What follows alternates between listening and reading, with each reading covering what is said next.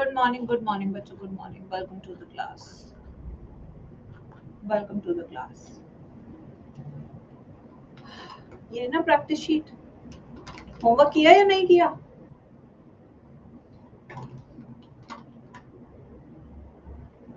Homework किया या नहीं किया सबने?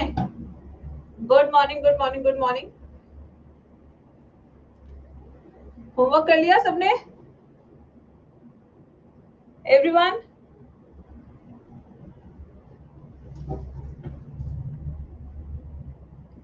चले अब एक बार होमवर्क डिस्कस कर लेते हैं, फिर उसके बाद आज ये चैप्टर हमें कंप्लीट करना है बच्चों.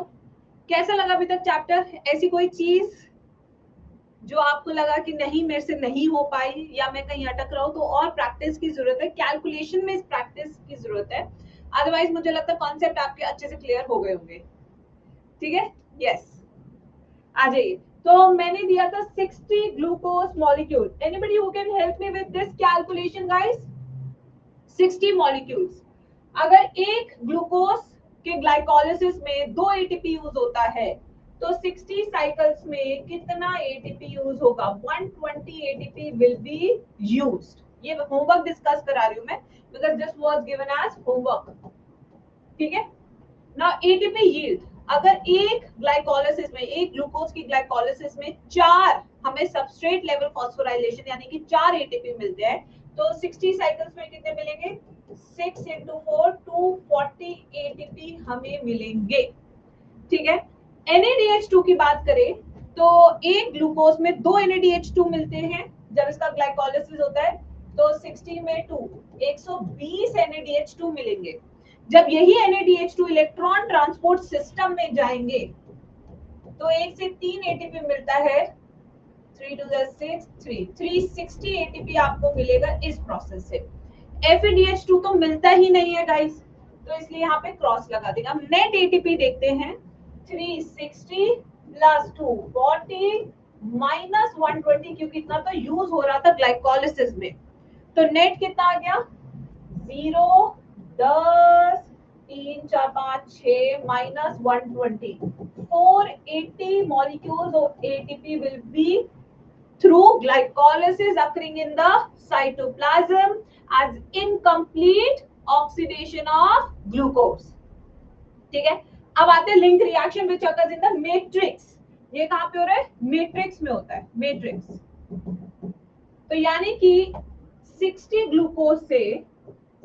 ग्लूकोज मॉलिक्यूल से मुझे मिले हैं 120 मॉलिक्यूल्स ऑफ pyruvic एसिड, और ये 120 molecules of pyruvic acid will be converted into 120 molecules of acetyl coenzyme A through link reaction. Right है ना? कुछ गलत तो नहीं जा रही? मैं बता सकता हूँ अगर मैं कहीं गलत हूँ तो. छूट है तुम्हें आज.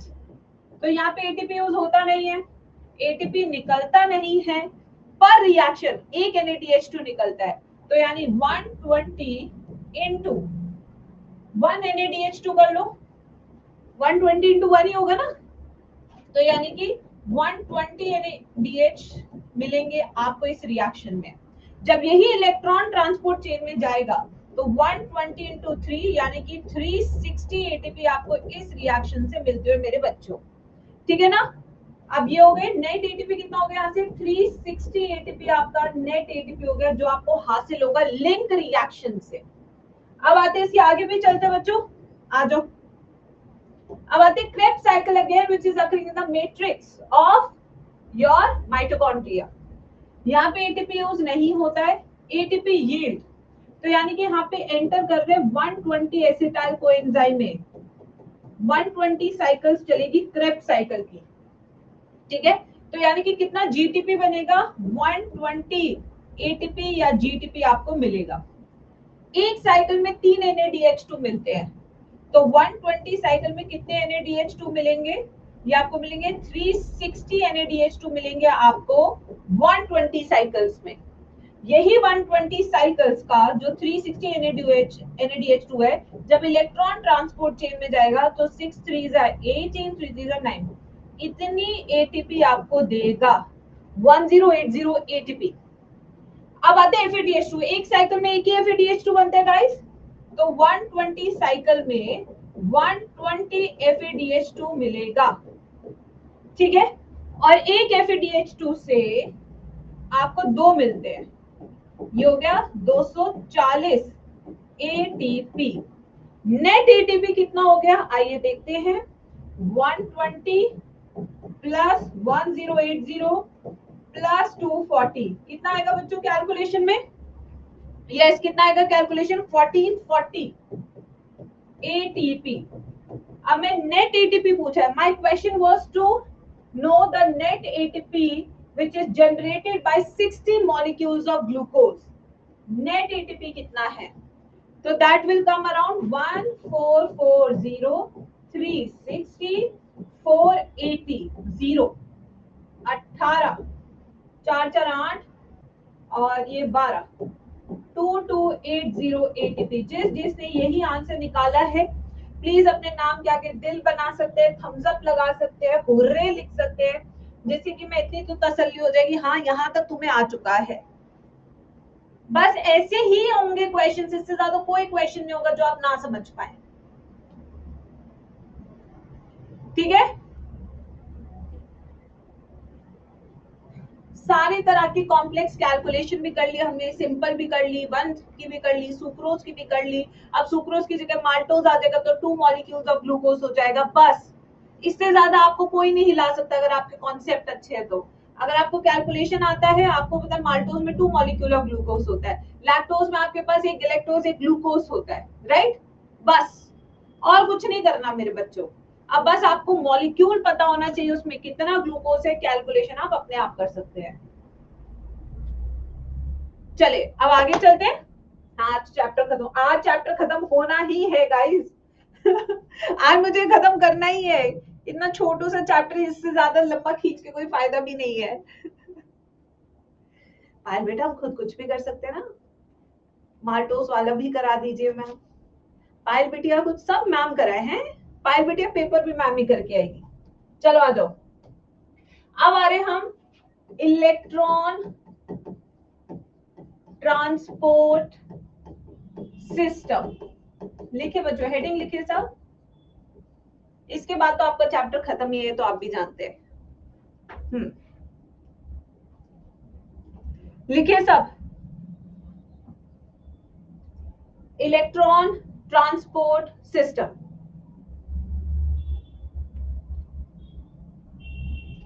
Electron transport system also called as oxidative phosphorylation। लिखे बच्चों, इलेक्ट्रॉन ट्रांसपोर्ट सिस्टम या इलेक्ट्रॉन ट्रांसपोर्ट चेन को ऑक्सीडेटिव फॉस्फोराइलेशन भी कहा जाता है। क्यों कहा जाता है? चलिए बेटा इसका पहले मतलब निकालते हैं, इतना भारी शब्द हम यूज करते हैं तो उसका मतलब भी हमें पता होना चाहिए। देखो, ऑक्सीडेशन यानी कि हम कुछ चीज तोड़ने वाले हैं, किसी चीज में से हाइड्रोजन निकालने वाले हैं, राइट और रॉन्ग जल्दी बताओ चैट सेक्शन में। क्या मतलब है? अब सब बच्चे बोर्ड पे ही देखेंगे, कोई कुछ नहीं लिखेगा, मैं टाइम दूंगी लिखने का।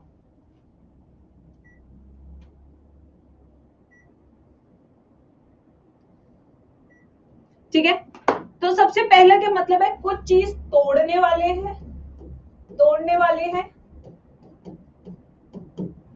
दूसरी चीज क्या हो सकती है? हम किसी मॉलिक्यूल से क्या करने वाले हैं? रिमूवल ऑफ हाइड्रोजन करने वाले हैं।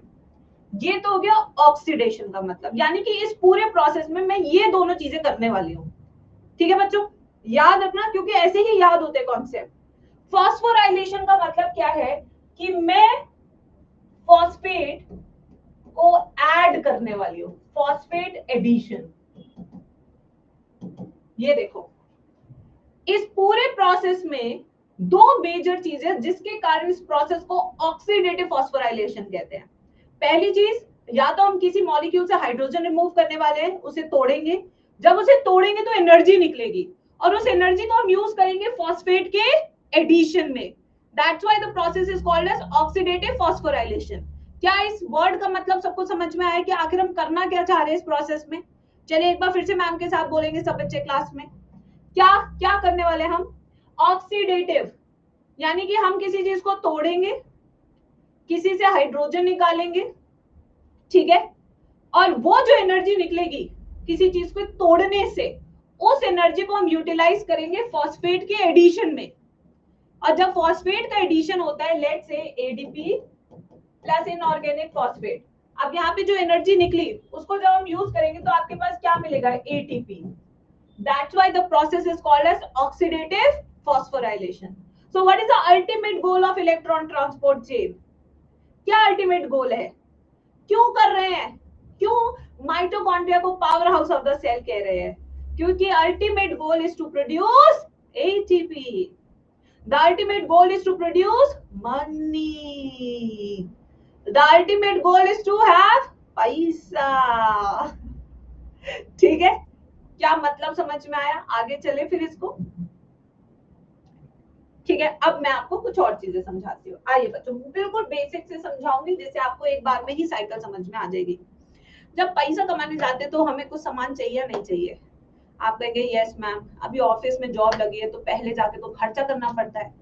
क्या खर्चा करना पड़ता है? मम्मी कपड़े चाहिए ऑफिस में जाने के लिए, अभी ऐसे झोला छाप कपड़े में तो जा नहीं सकते।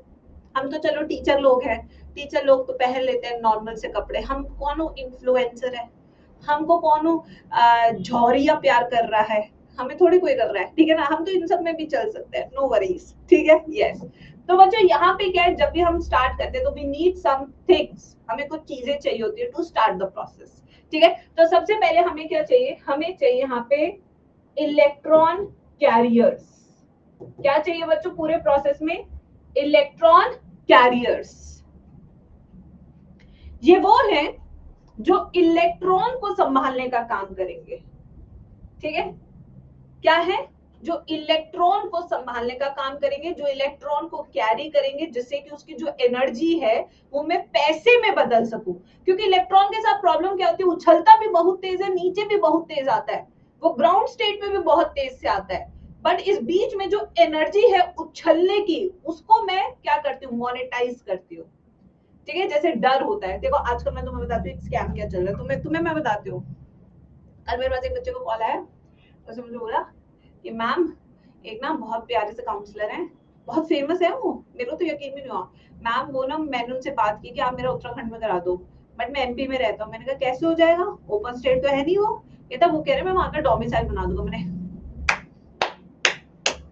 यस, वो बच्चा डरा हुआ है क्योंकि उसको एडमिशन चाहिए, उसके पास पैसा है, गलत तरीके से एडमिशन कराएंगे और फिर बाद में बच्चा बाहर निकल जाएगा। क्योंकि वेरिफिकेशन का होता है, एनएमसी में होता है डॉक्यूमेंट का वेरिफिकेशन। वेरिफिकेशन कॉलेज लेवल पे कभी नहीं होता, सारे बच्चों के डॉक्यूमेंट्स एनएमसी के पास जाएंगे, 6 महीने लगाएगी एनएमसी वेरिफिकेशन में, उसके बाद सीधा बाहर कर देगी बच्चे को। अब डर में उसने क्या किया, उसके डर को उसने पैसा बना लिया, अपना बना लिया ना पैसा, बस यही होता है। तो आप देखो, एक इलेक्ट्रॉन है, जब वो उछलता है और ग्राउंड स्टेट पे आता है तो एनर्जी निकलती है, उस एनर्जी को हमें क्या करना है, मोनेटाइज करना है, उसी एनर्जी को मुझे इस्तेमाल करके एटीपी बनाना है।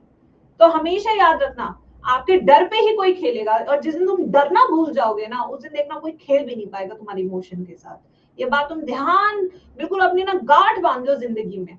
एक डर ही वो चीज है जिससे तुम्हें दबाया जाता है, तुम्हें डराया जाता है, और तुम्हें कॉम्प्रोमाइज करना होता है। जिस दिन तुमने डरना छोड़ दिया, उस दिन देखना तुम्हें लोग डराना छोड़ देंगे। ठीक है, तो ये चीज है इलेक्ट्रॉन कैरियर्स। अब आते हैं यहाँ पे मेम्ब्रेन्स। अब जब इलेक्ट्रॉन कैरियर है और जब एटीपी की बात होती है तो एक ग्रेडियंट की भी बात होती है, जो हमने केमियोस्मोटिक थ्योरी में भी किया था। हमने वहां क्या देखा था, एक तरफ H+ ज्यादा है ल्यूमेन में, स्ट्रोमा में H+ कम है।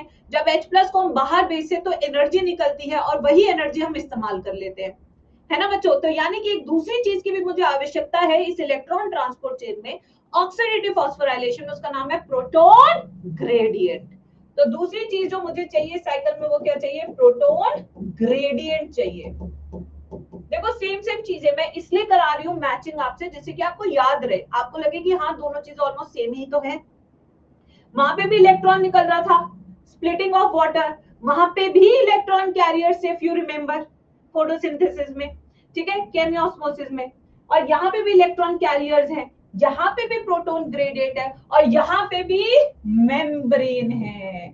वहां पे थाइलाकॉइड मेम्ब्रेन थी, यहाँ पे माइटोकॉन्ड्रियल मेम्ब्रेन है। तो पहले बताओ तीनों चीजें सेम है या नहीं? बताओ बच्चों जल्दी से चैट बॉक्स में। तीनों चीजें सेम है या नहीं? कुछ ऐसा लग रहा है कि बहुत अलग पढ़ रहे हैं हम, आपको भी नहीं मैम ऑलमोस्ट सेम ही पढ़ रहे हैं, कुछ अलग नहीं पढ़ रहे अभी, ठीक है। अब आते हैं नेक्स्ट, अब इनके बारे में लिखते हैं। वहां पे कॉम्प्लेक्सेस का ऑफकोर्स नाम अलग था, प्रियंका चोपड़ा था, प्लास्टोक्विनोन, साइटोक्रोम, प्लास्टोसाइनिन, यहाँ पे भी नाम अलग है। कैसे नाम अलग है? यहाँ पे हमारे पास 4 कॉम्प्लेक्सेस है जो काम कर रहे हैं इलेक्ट्रॉन कैरियर्स। कितने कॉम्प्लेक्सेस है सब मैम के साथ बोलेंगे? How many complexes do I have as electron carriers in case of electron transport chain? I have 4, ठीक है। तो आइए सबसे पहले इनका नाम लिखते हैं। Complex 1, complex 1, complex 2, complex 3 and complex 4। ये देखो ये नाम लिख दिया हमने, ये भी याद हो गए, ये भी याद हो गए। अब कहेंगे मैम इतना आसान बस कॉम्प्लेक्स वन याद करना है, ना रे ना, अब इसके नाम तुझे मैम बताएगी। तो पहला वाला कॉम्प्लेक्स का नाम क्या है बेटा? वो मोटी वाली एफडी का नाम क्या था? एक मैंने बताया ना तुम 2 एफडी बनती है हमारी, एक छोटी एफडी एक बड़ी FD. What was the name of the बड़ी एफडी? NADH2। तो सबसे पहले बड़ी वाली एफडी का नाम लिखेंगे NADH2 dehydrogenase. This is called as your complex number 1 in electron transport chain, ठीक है।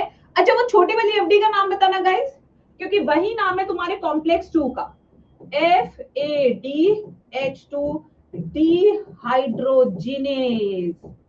ये हो गए, यानी कि ऑक्सीडेशन रिडक्शन दोनों होने वाला है रिएक्शन में, तभी एंजाइम का नाम है डिहाइड्रोजिनेज, ठीक है बच्चों। अब आते हैं नेक्स्ट।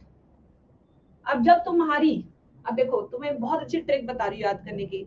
तुम बैंक के पास गए, तुम अपनी बड़ी एफडी भी लेके गए, छोटी एफडी भी लेके गए, कि आपने कहा भैया पैसा दे दे, हो गएगा लंच ब्रेक। एकदम से दिल्ली वाले के मुंह से क्या निकलता? ठीक है, BC निकलता है। यही तुम्हारा नेक्स्ट स्टेप है बच्चों। तुम पहुंचे फटाफट से, ठीक है, तुमने कहा भैया मेरी FDM कैश कर दे, मेरे को पैसा चाहिए, ये मेरी छोटी एफडी मेरी बड़ी एफडी वगैरह, लंच ब्रेक, ठीक है। बस यही तुम्हारा नाम है नेक्स्ट कॉम्प्लेक्स का guys. What is the name guys? What is the name? Complex number 3 cytochrome BC1 complex. ये देखो याद हुआ या नहीं हुआ? ट्रिक से याद हुआ या नहीं हुआ? अब ये वाली क्लिप भी मेरी निकाल के कुछ टीचर्स जो है अपलोड कर देंगे कि देखिए कैसे पढ़ा रहे हैं। फिर जनता जनार्दन आ जाएगी जो पढ़ भी नहीं रही है नीट के लिए, कि देखिए आजकल के टीचर्स कैसे पढ़ाते हैं। अभी बताइए जेनजी को जेनजी की तरह ना पढ़ाए तो कैसे पढ़ाएं? यस, अभी आएंगे वो टीचर्स, क्लिप डालते इंस्टाग्राम पे, फिर वहां पे पंचायती होती है निठल्ले टीचरों की जो बताते हैं। अब देखिए याद हो गया होगा बिल्कुल, मैं गारंटी ले रही हूँ हर एक बच्चे को याद हो गया होगा। पहले बड़ी एफडी, फिर छोटी एफडी, फिर लंच ब्रेक, और फिर ठीक है। और लंच ब्रेक खत्म होते ही वो क्या कहता है? आ जाइए भैया आ जाइए, ए, ठीक है, आ जाइए भैया आ जाइए, आप पहले आ जाइए, आइए, ठीक है, ए। तो यानी कि नेक्स्ट कॉम्प्लेक्स का नाम क्या है? Cytochrome A1 to A3 complex. ये देखिए पूरी स्टोरी से याद करा दे कॉम्प्लेक्सेस जो बच्चों को याद ही नहीं होते। 5th कॉम्प्लेक्स में बताऊंगी, डोंट वरी। अब ये देखो ये इलेक्ट्रॉन कैरियर्स वाले 5th कॉम्प्लेक्स का काम होता है ATP बनाना, वो मैं इसमें नहीं लिख सकती। बेटा याद हो गया? आराम से बताइए, बिल्कुल चिंता मत कीजिए, कुछ मत लिखिए, आप बस सुनिए, याद करने की कोशिश कीजिए, ठीक है। अब आते हैं नेक्स्ट पे। अब हम मैम ने यहाँ पे क्या लिखा है कि I need a proton gradient, यानी one side of the membrane I need more H+ ion and at one side of the membrane I need less H+ ion, then only I can have a proton gradient. True or false? ठीक है, आ जाओ। तो यानी कि membrane के एक तरफ high H+ होगा, एक तरफ कम H+ होगा, ठीक है। अब आप मुझे बच्चे बताएंगे NADH2 किस साइड बनता है? NADH2 किस साइड बनता है? मैट्रिक्स में बनता है NADH2, क्योंकि क्रेब्स साइकिल वहां पे होता है। तो मैट्रिक्स में H+ ज्यादा होगा या नहीं? आप कहेंगे नो मैम, वहां पे NADH2 बन रहा है, जब टूटेगा तब H+ बाहर जाएगा, ठीक है। तो यानी कि हाई H प्लस आपको कहां देखने को मिलेगा? इंटरमेम्ब्रेनस स्पेस में।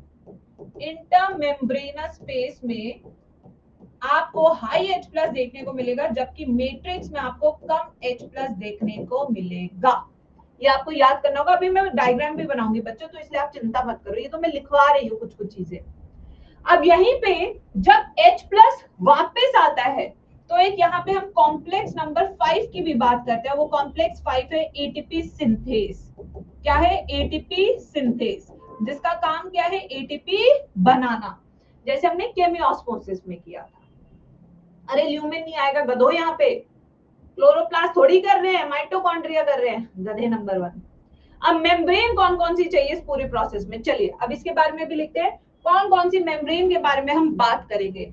एक बात करेंगे हम इनर माइटोकॉन्ड्रियल मेम्ब्रेन के बारे में। किसके बारे में बात करेंगे? इनर माइटोकॉन्ड्रियल मेम्ब्रेन, जहां पे इलेक्ट्रॉन ट्रांसपोर्ट चेन के कॉम्प्लेक्सेस प्रेजेंट होते हैं। ठीक है बच्चों, इसी मेम्ब्रेन के बारे में हम मेन बात करेंगे इस पूरे टॉपिक में। लिखिए इसको आप सब, आराम से लिखिए। और मैं तो कहती हूँ जब भी आप कॉम्प्लेक्सेस लिखते हैं तो खुद से एक स्टोरी बनाइए और लिखिए। Biology is all about creating a story, writing a story, learning a story. सबसे पहले बड़ी एफडी, छोटी एफडी, लंच ब्रेक, ठीक है, फिर आजा आजा आजा, आजा।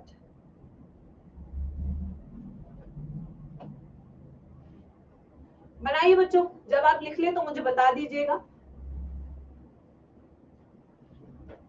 अरे आजकल तो मुझ पे लग रहा है नजरें लग गई है, गिरती रहती हूँ आजकल मैं।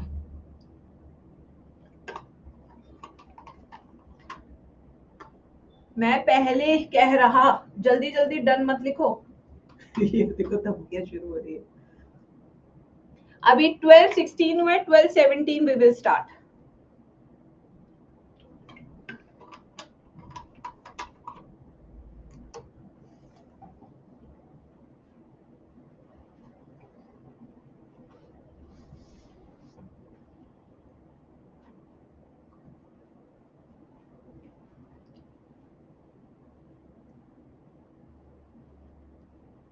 देखो बेटा, there is always a time जब हम लो फील करते हैं, and this is the time.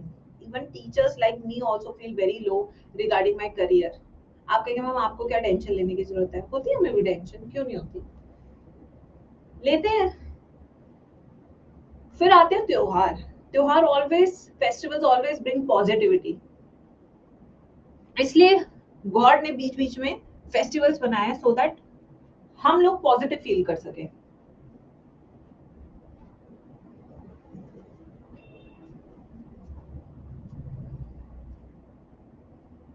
आप ऑफ कब से ले रहे हो? 9th of August, 15th of अगस्त तक। 8 को मेरी लास्ट क्लास होगी, उसके बाद रिवीजन ब्रेक होगा, प्लांट फिजियो में खत्म करके जाऊंगी जिससे आप लोग रिवाइज कर सको। और जो नेक्स्ट टेस्ट होगा उसके अंदर पूरी सेल यूनिट और पूरी प्लांट यूनिट आएगी। पूरी सेल यूनिट, पूरी प्लांट यूनिट, 6 चैप्टर का टेस्ट होगा आपका पूरा। चलिए बच्चों, I think we are done here. So here you can see, ma'am ने पहले से ये बना रखा है। ठीक है, आप लोगों को बनाने की जरूरत नहीं है, क्योंकि मैं अब इसको एक्सप्लेन करूंगी कि कैसे 5 कॉम्प्लेक्सेस हमारे अरेंज्ड होते हैं इलेक्ट्रॉन ट्रांसपोर्ट चेन में। तो सबसे पहले बच्चों यहाँ पे हम समझते हैं, ये हमारा है मैट्रिक्स ऑफ माइटोकॉन्ड्रिया। कौन सी जगह बच्चों ये? This is a matrix of mitochondria. बोलिए मैम के साथ एक बार, मैट्रिक्स ऑफ माइटोकॉन्ड्रिया। ये है हमारी इनर मेम्ब्रेन ऑफ माइटोकॉन्ड्रिया, ये हमारी इनर मेम्ब्रेन ऑफ माइटोकॉन्ड्रिया। और इसके बाहर कौन सा है? This space, this is inter membranes space, inter membrane space. और इसके बाहर कौन सी होगी? आउटर मेम्ब्रेन ऑफ माइटोकॉन्ड्रिया, ये वाली, this would be outer membrane. ये देखिए, पहले तो सिस्टम समझिए किन किन की बात हो रही है। थैंक यू हर्ष, माइक खरीद लो ऑफ में, ठीक है।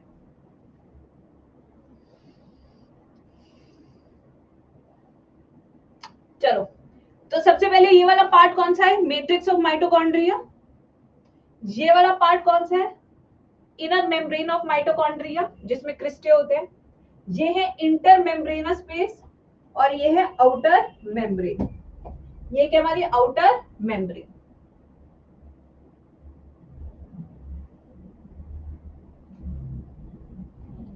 चलो बेटा सबसे पहले आज कॉम्प्लेक्सेस के बारे में समझते हैं। कॉम्प्लेक्सेस क्या है, सबसे पहला कॉम्प्लेक्स वन है जो बड़ी वाली एफडी को तोड़ने वाला है जिसका नाम है NADH2 डिहाइड्रोजिनेज। क्या है कॉम्प्लेक्स वन का नाम, everybody in the chat section, what is the name of complex number 1? NADH dehydrogenase जिसमें FMN आता है और FES आता है। ठीक है, UB stand for ubiquinone, UBH2 stand for ubiquinol, ubiquinol ubiquinol. वापस बोलिए मैम के साथ, ये क्या है, यूबिक्विनोल यूबिक्विनोल। फिर कॉम्प्लेक्स 2 नहीं आता, कॉम्प्लेक्स 3 आता है गाइस। ठीक है, यस कॉम्प्लेक्स 3, ये हमारा साइटोक्रोम BC1 यानी कि साइटोक्रोम B FES-C1। ठीक है, फिर आता है हमारा कॉम्प्लेक्स नंबर 2। इसका अरेंजमेंट बहुत इंपॉर्टेंट है, सबको लगता है 1 2 3 4 अपने ऐसे अरेंज होंगे, बट ऐसे नहीं है, पहले 1 फिर 3 फिर 2 फिर 4 फिर 5, ये है इसका अरेंजमेंट। अब आ जाओ बच्चों इसको समझाते हैं। अरे सब बनाना है, सब बनाना है। देखो ये देखो 3 बना रखी है मैंने, आज बहुत सब कुछ पढ़ाऊंगी तुम्हें। मैजिक शुरू करें। यस समीर राज, बहुत आसान है, अभी समझाती हूँ ना तुम्हें। अरे कुछ मत लिखो अभी, तुम देखो समझो, लिखते तो तुम जिंदगी भर रहोगे। समझ भी लिया करो, कभी कॉन्सेप्ट भी बना लिया करो मेरे गधों। ठीक है, अब सब देखेंगे इधर। आज हम सबसे पहले बड़ी एफडी तोड़ने जाएंगे। ठीक है, तो तन्वी के घर में शादी है, तो तन्वी ने कहा मम्मी मैंने बहुत पैसे जोड़े थे अपनी गुल्लक में, आज समय आ चुका है कि मैं गुल्लक तोड़ दूं। ठीक है, अरे यार एक तो बंद करो इस फोन को, खलल डाल रहा है मेरे पढ़ाने में। ठीक है, तो इसकी जो बड़ी एफडी है वो कहाँ बनी थी, क्रेब्स साइकिल में। यहाँ पे कौन सी साइकिल होती है, क्रेब्स साइकिल। क्रेब्स साइकिल में क्या बनता है, NADH2। क्या यहाँ तक मेरे बच्चों को समझ में आया या नहीं आया, प्लीज जल्दी से एक बार चैट बॉक्स में बताएंगे सभी बच्चे। क्रेब्स साइकिल कहाँ होती है, मैट्रिक्स ऑफ माइटोकॉन्ड्रिया में, और यहाँ से ये जो क्रेब्स साइकिल है यहाँ से बना NADH2 जो मेरी बड़ी एफडी है। ठीक है, हम साथ साथ हैं। चलो अब आगे देखते हैं। अब ये NADH2 को टूटना होगा तभी तो पैसा आएगा, तभी तो क्या आएगा, पैसा। चलो तो सबसे पहले तन्वी जो है फर्स्ट काउंटर पे जाती है जिसका नाम है FMN। अब आप कहिए मैम फर्स्ट काउंटर FMN का मतलब क्या है, FMN का मतलब है फ्लेविन मोनो न्यूक्लियोटाइड, जो कि एक तरह का क्या है, इलेक्ट्रॉन कैरियर है। क्या है ये, एक तरह का इलेक्ट्रॉन कैरियर। FMN क्या है, फर्स्ट काउंटर का नाम क्या है, first counter FMN flavin mononucleotide, जो कि एक तरह का इलेक्ट्रॉन कैरियर है। ठीक है जी, चलो जी ये बात भी सही है। अब ये जो इलेक्ट्रॉन है, ठीक है, ये इलेक्ट्रॉन पेयर अब दूसरे काउंटर पे जा रहा है।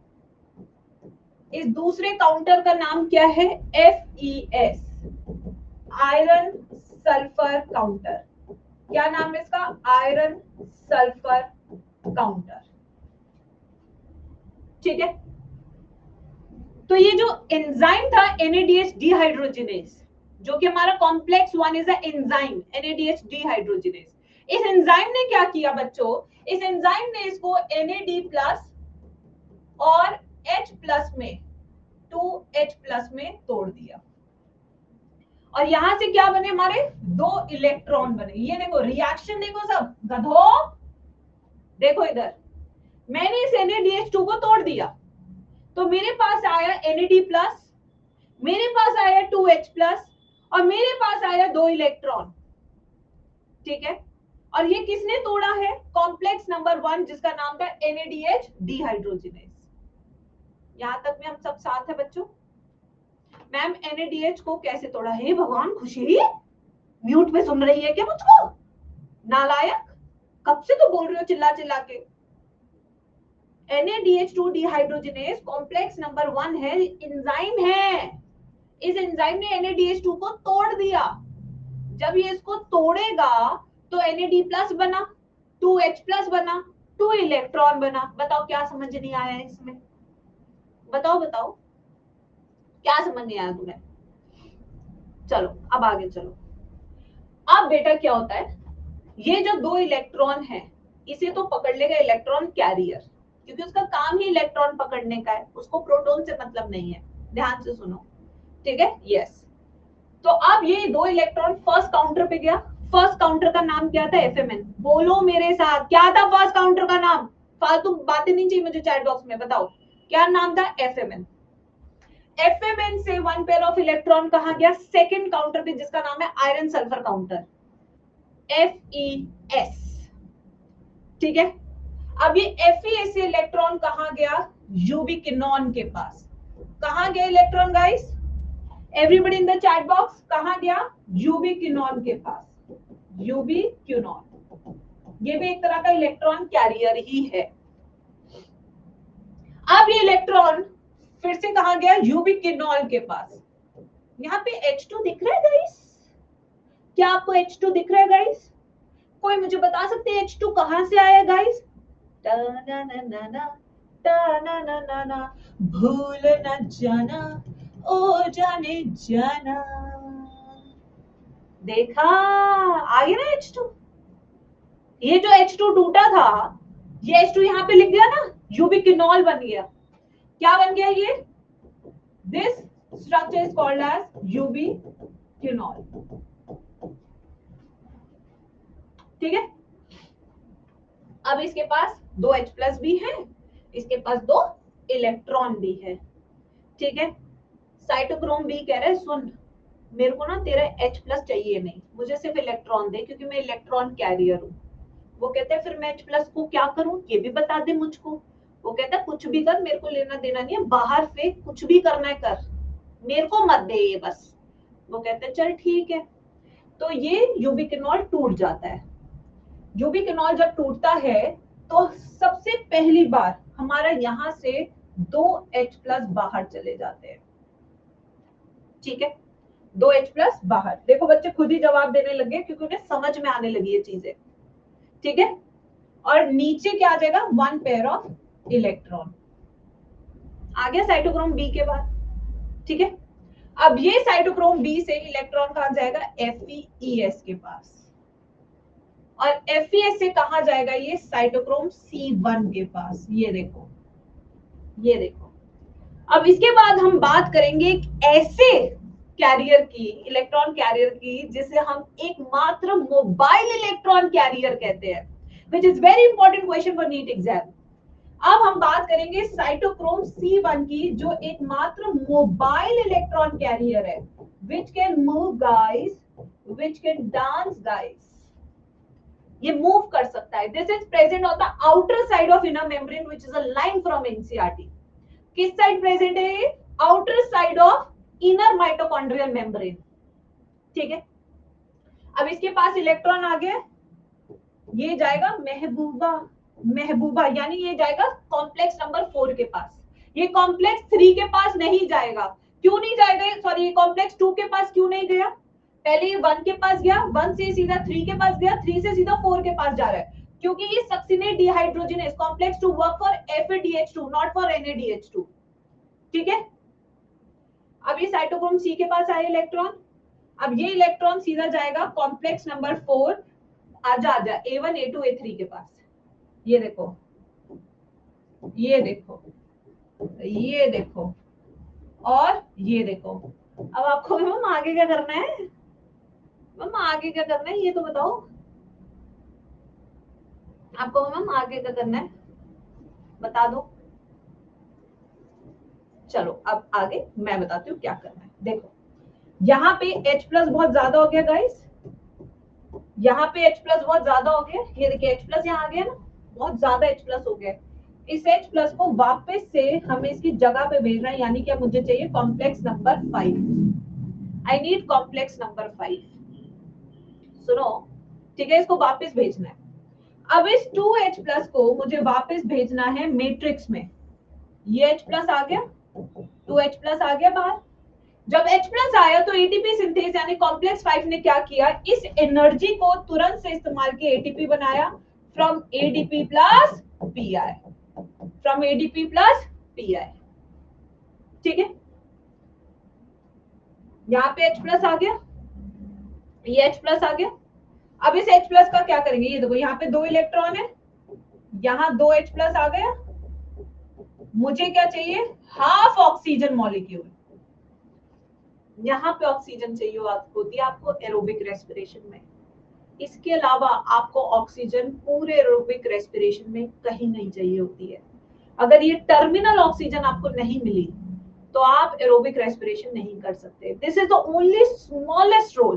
कहते हैं ना, मेहनत करता जा, जब ऊपर वाला चक्र घुमाएगा तभी सफलता तुझे मिल जाएगी। बस ये वही चीज है, ये एक ऐसी चीज अगर होगी तो प्रोसेस होगा, वरना अंत में जाके तेरा रिजल्ट, वो कहते हैं ना पूरा न्यूमेरिकल सॉल्व करो, लास्ट में कैलकुलेशन गलती करके बस आंसर गलत कराते हैं, ये वो वाला स्टेप है। ठीक है, तो यहाँ पे आप देख रहे हैं, now you will get metabolic water. This is your metabolic water. So who is a terminal acceptor of electrons? It is oxygen. अभी इसको देखो, एक बार थोड़ा सा इसे दिमाग में डालो, मैं इसे फिर समझाती हूँ, पूरा फिर से समझाऊंगी मैं तुम्हें। मैं मानती ही नहीं बच्चों को पहली बार में समझ में आएगा, क्योंकि बच्चा इतना नहीं समझ पाता। हाँ, फिर से पूरा समझाऊंगी, कशिश डोंट वरी। एक पॉइंट के रिपीट करूंगी, मैं तो पूरा ही रिपीट करूंगी अभी पूरा। अभी बस इसे एक बार देखो, 2 सेकंड देखो, मत टेंशन लो, तुम लिखो भी मत कि मैम एक्सप्लेन करो। मैम कॉम्प्लेक्स 2 का कोई काम नहीं है, अभी बताएंगे, सब बताएंगे, वेट करो। मैम O2 कहां से आया, ऑक्सीजन देख कहां से आई, यही तो गैसियस एक्सचेंज है। यही तो क्या करता है, हीमोग्लोबिन करता है, ऑक्सीजन को पहुंचाता है सेल तक, और सेल में कहां जरूरत होती है, माइटोकॉन्ड्रिया में। यहां से आया। चलो वापस से करते हैं बच्चों, चलो ये वापस से नई स्लाइड आ गई है, आप देख सकते हैं एवरीबॉडी। इसको वापस से हम रिवाइज करने वाले हैं, एक बार और डुप्लीकेट कर लेते हैं। चलिए वापस से समझते हैं, फिर से पूरी नई स्लाइड मैम ने बना ली है, जिससे कि मैं आपको बार बार एक ही चीज अच्छे से समझा सकूं। अब कोशिश करना कि आप थोड़े थोड़े आंसर्स दें, मैं ये नहीं कह रही आप सारे आंसर्स दें, ठीक है। हाँ, कॉम्प्लेक्स 4 देगा टाइटन विवेक, यस।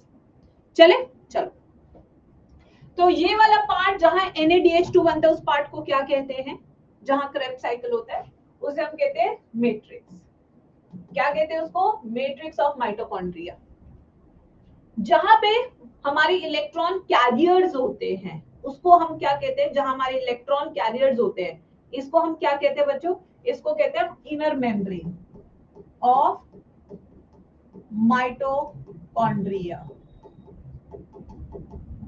और माइटोकॉन्ड्रिया, इनर और आउटर मेम्ब्रेन के बीच में एक स्पेस होता है, उस स्पेस को क्या कहते हैं गाइस, हम इस स्पेस को क्या कहते हैं, हम इस स्पेस को हम कहते हैं इंटर मेम्ब्रेनस स्पेस। क्या कहते हैं, इंटर मेम्ब्रेनस स्पेस। यहां तक सबको क्लियर।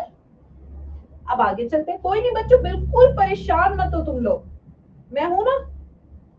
अब आते हैं, तो यहाँ पे कौन सी साइकिल चल रही थी जिससे मुझे बड़ी एफडी मिली, बताओ आराम आराम से बताओ, कौन सी साइकिल चल रही थी जिससे मुझे बड़ी एफडी मिली, क्रेब्स साइकिल।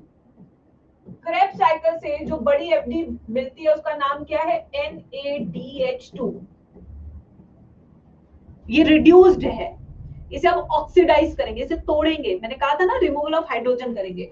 इसको तोड़ने के लिए एंजाइम चाहिए जो कॉम्प्लेक्स 1 के पास प्रेजेंट है। उस कॉम्प्लेक्स 1 के एंजाइम का नाम क्या है, NADH डिहाइड्रोजिनेज। यानी कि इससे मुझे मिलेगा एक NAD+ जो इस क्रेब्स साइकिल में वापस यूज हो जाएगा, प्लस मुझे मिलेगा 2 हाइड्रोजन, प्लस मुझे मिलेगा 1 इलेक्ट्रॉन पेयर। ये जो इलेक्ट्रॉन है इसे तुरंत से पहला काउंटर वाला पकड़ लेगा। वो पहला काउंटर वाला कौन सा है गाइस? वो पहला काउंटर वाला हमारा FMN। ये देखिए 2 इलेक्ट्रॉन। अब ये कहां जाएगा? 1 पेयर ऑफ इलेक्ट्रॉन। देखिए हायर स्टेट से लोअर स्टेट पे लेके जा रहे हैं जिससे इसकी एनर्जी से एटीपी बना सके। अब ये फ्लेविन मोनोन्यूक्लियोटाइड से कहां जाएगा? आयरन सल्फर के पास जाएगा 1 पेयर ऑफ इलेक्ट्रॉन, कॉम्प्लेक्स 1 के। ठीक है, फिर ये जाएगा कॉम्प्लेक्स 3 के पास, ना कि 2 के पास। याद रखना इस बात को। यानी कि अब ये 1 पेयर ऑफ इलेक्ट्रॉन कहां जाएगा? यूबिक्विनोन के पास। यूबिक्विनोन से ये बनाएगा यूबिक्विनोल, यूबिक्विनोल। बट यहाँ पे आपको H2 दिख रहा है, तो H2 कहां से आएगा? यही H2 अब आपका यहाँ पे ज्वाइन कर चुका है। ये देखिए यही H2, सेम H2। तो NAD प्लस तो वापस क्रेब्स साइकिल में चला जाएगा यूज होने के लिए। 2H प्लस यहां चला गया है, 2 इलेक्ट्रॉन आपका यहां आ चुका है। ठीक है, अब आते हैं नेक्स्ट। अब यहाँ पे ये जो साइटोक्रोम बी है कहता है मुझे सिर्फ इलेक्ट्रॉन चाहिए, मुझे आपका हाइड्रोजन नहीं चाहिए। ठीक है, तो यानी कि अब नीचे क्या आएगा आपका? 1 पेयर ऑफ इलेक्ट्रॉन, और मजबूरन 2H प्लस को हमें बाहर फेंकना पड़ेगा इंटर मेम्ब्रेनस स्पेस में। ठीक है, अब साइटोक्रोम बी से किसके पास जाएगा इलेक्ट्रॉन? आयरन सल्फर के पास। आयरन सल्फर से ये 1 पेयर ऑफ इलेक्ट्रॉन कहां जाएगा? साइटोक्रोम C1 के पास, which is present on the outer side of inner membrane. ये वो है जिसे हम क्या कहते हैं? Only mobile electron carrier. Only mobile electron carrier, ये खुद भी मूव कर सकता है। ये भी नीट का एक क्वेश्चन है। अब ये जो C1 है ये कॉम्प्लेक्स नंबर 3 से 1 पेयर ऑफ इलेक्ट्रॉन को पहुंचाएगा कॉम्प्लेक्स नंबर 4 के पास। कैरियर का काम कर रहा है। 3 से सीधा 4 के पास। क्यों मोबाइल है? क्योंकि बीच में कॉम्प्लेक्स नंबर 2 है, उसको स्किप करने का है। क्यों स्किप करने का है? वहां पे FADH2 आता है, NADH2 का कोई काम नहीं है वहां, इसलिए उसे स्किप करना पड़ेगा। तो 3 से 4 तक ले जाने के लिए इसको चाहिए मोबाइल कैरियर। अब ये आएगा साइटोक्रोम A1 के पास, A1 से इलेक्ट्रॉन A3 के पास, और A3 से ये आ गया हमारा 1 इलेक्ट्रॉन पेयर। बट पानी बनाने के लिए मुझे तो H प्लस भी चाहिए। अब H प्लस कहां से आएगा गाइस? यही H प्लस एंटर करेगा कॉम्प्लेक्स नंबर 5 में, और ये बाहर निकलेगा ATP सिंथेस से। तो जब ये बाहर निकलेगा तो फॉस्फोराइलेशन होगा, यानी कि आपको ATP मिलेगा ADP प्लस PI से, और ये हो गया आपका 2H प्लस। तो पानी बनाने के लिए मुझे H प्लस चाहिए, तो ये आ गया H plus, 2H plus. Plus मुझे क्या चाहिए? ऑक्सीजन, जो हीमोग्लोबिन लाके देगा मुझे मेटाबॉलिज्म के लिए, हाफ O2। ये आपके पास मिल गया H2O।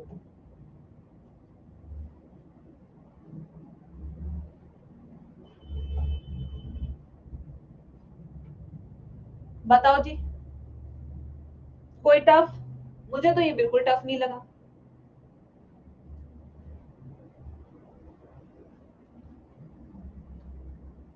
बिल्कुल टफ नहीं है, बहुत इजी है, बल्कि कुछ है ही नहीं इसमें।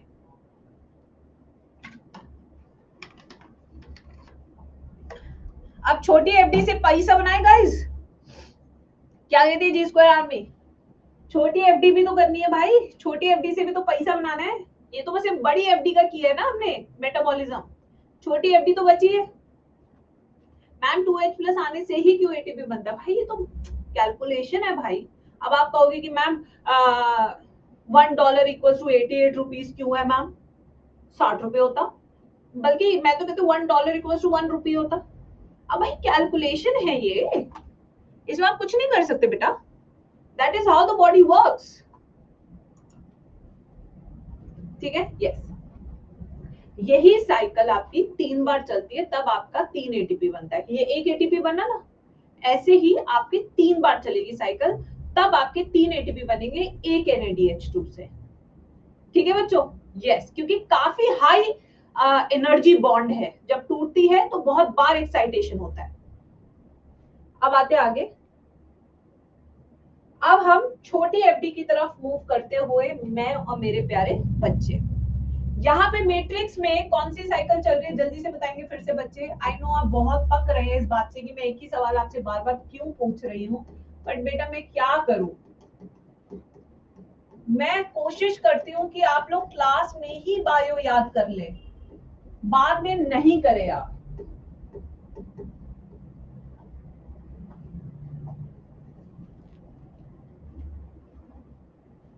क्रेब साइकिल में एक रिएक्शन तुम्हें याद है, चलो वो रिएक्शन लिखती हूँ मैं।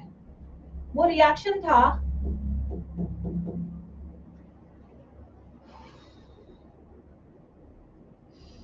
सक्सिनेट, सक्सिनिक डिहाइड्रोजनेज, सक्सिनेट से बन रहा था फ्यूमरेट और एंजाइम का नाम था सक्सिनिक डिहाइड्रोजनेज।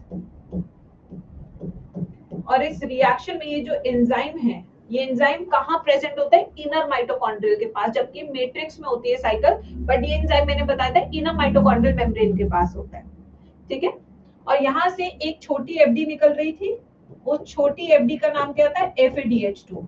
क्या आप लोग को ये भी याद है, क्या आप लोग को ये भी याद है FADH2 निकल रहा था इस रिएक्शन पे, ये रिएक्शन में यही बना रही हूँ, ठीक है। चलिए आइए इसको भी तोड़ते हैं।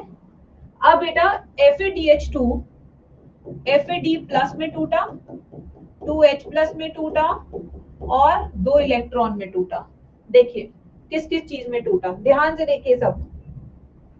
FAD प्लस तो वापस क्रेब साइकिल में चला जाएगा यूज होने के लिए, 2H प्लस 2 इलेक्ट्रॉन, यहाँ क्या प्रेजेंट है FAD, तो सबसे पहले ये इलेक्ट्रॉन कहां जाएगा, FAD के पास। FAD is flavin adenine dinucleotide, ये भी क्या इलेक्ट्रॉन कैरियर। अब यहां से इलेक्ट्रॉन कैरियर कहां जाएगा बच्चों, आयरन सल्फर के पास। आयरन सल्फर से ये कहां जाएगा, यूबिक्विनोन के पास। फिर ये इलेक्ट्रॉन कहां जाएगा बच्चों, ये इलेक्ट्रॉन जाएगा आपका यूबिक्विनॉल बनाने के लिए, यानी कि ये कहां जाएगा, ये देखिए ये H प्लस, ये देखिए ये H प्लस यहाँ यूज हो गया, ये देखिए यूबिक्विनॉल, ये 2H प्लस यहाँ यूज हो गया यूबिक्विनॉल बनाने के लिए, और 2 इलेक्ट्रॉन ये तो घूम ही रहे हैं। यहां तक समझ में लगा या नहीं लगा, यस बच्चों, यहां तक सबको समझ में लगा या नहीं लगा। चलिए अब जो ये इलेक्ट्रॉन है, ठीक है, ये इलेक्ट्रॉन कहां जाएगा, ये देखिए ये जाएगा साइटोक्रोम C1 के पास, ये लो, और ये जो H प्लस बचा था, ये 2H प्लस आपके यहां आ गया C1 के पास। C1 से वापस ये इलेक्ट्रॉन कहां जाएगा, ये 1 पेयर ऑफ इलेक्ट्रॉन जाएगा आपके कॉम्प्लेक्स नंबर 4 के पास, ये देखिए ये देखिए, फिर से 2 इलेक्ट्रॉन यहां पहुंच गए। फिर से इसे चाहिए H प्लस, तो चलो H प्लस वापस लेके चलते हैं, ये हो गया 2H प्लस, फिर से बाहर H प्लस, इस बीच में ही इसने फॉस्फोराइलेशन कर ली, ये H प्लस यहाँ यूज हो गया, 2H plus plus half oxygen molecule, फिर से बन गया पानी, ये हो गया छोटी एफडी, ये होगी आपकी छोटी FD guys, this is your छोटी एफडी।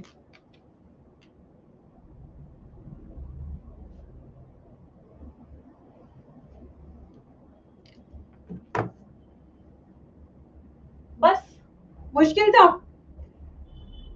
कुछ भी तो मुश्किल नहीं था।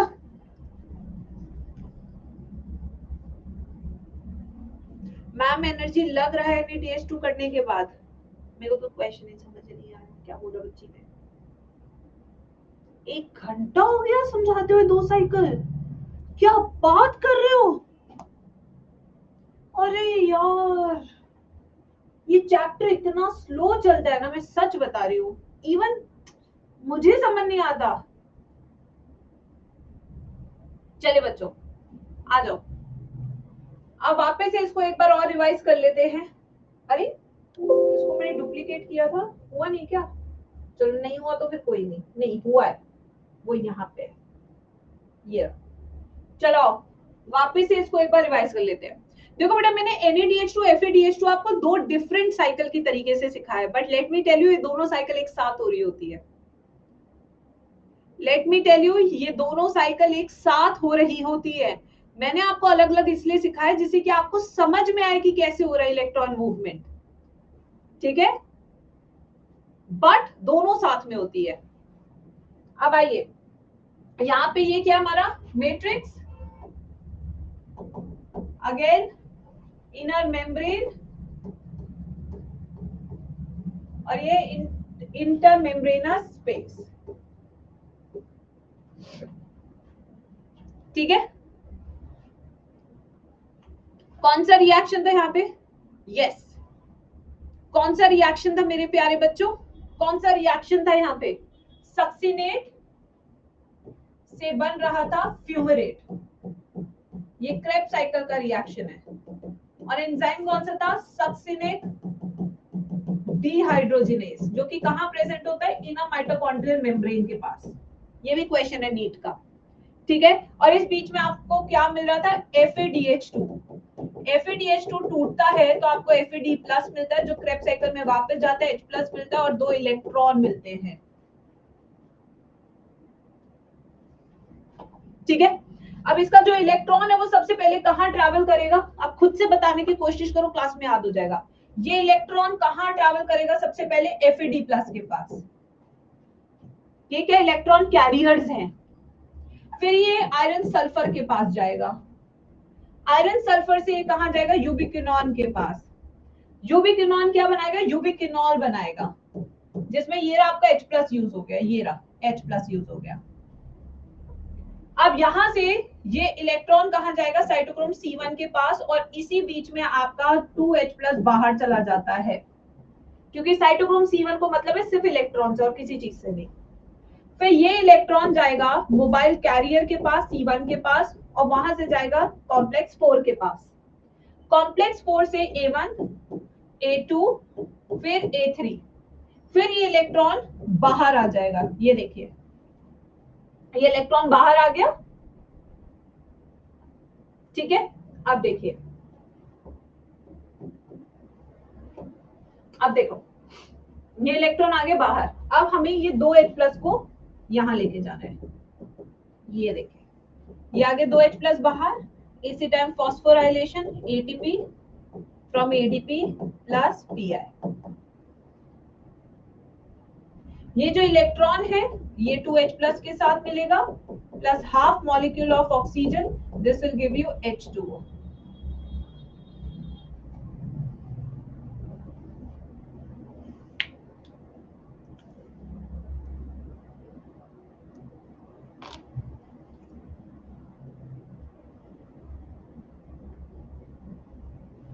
UB और UB, UQ,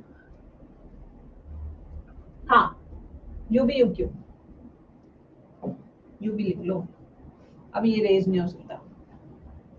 चलो भाई, अब देखो यार इससे ज्यादा मैं इलेक्ट्रॉन ट्रांसपोर्ट चेन नहीं समझा सकती।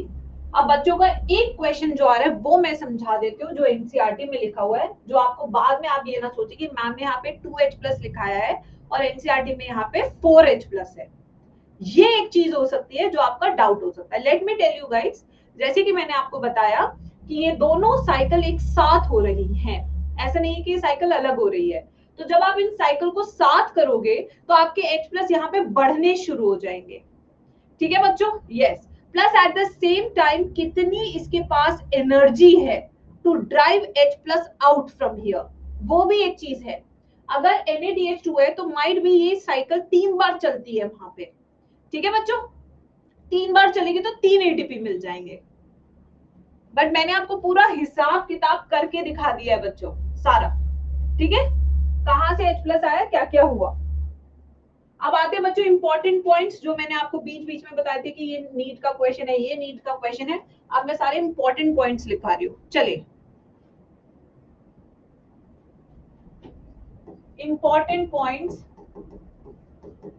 Of electron transport system. बेटा ये वो पॉइंट्स हैं जो टेक्निकली एनसीईआरटी के हैं, तो मैं एनसीईआरटी ही लिखवा रही हूँ यहाँ पे एक तरह से।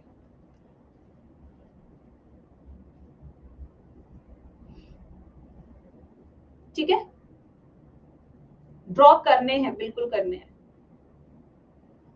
आई important points, number 1, terminal acceptor of one electron pair is dash, ठीक है, which eventually forms metabolic dash in mitochondrial matrix।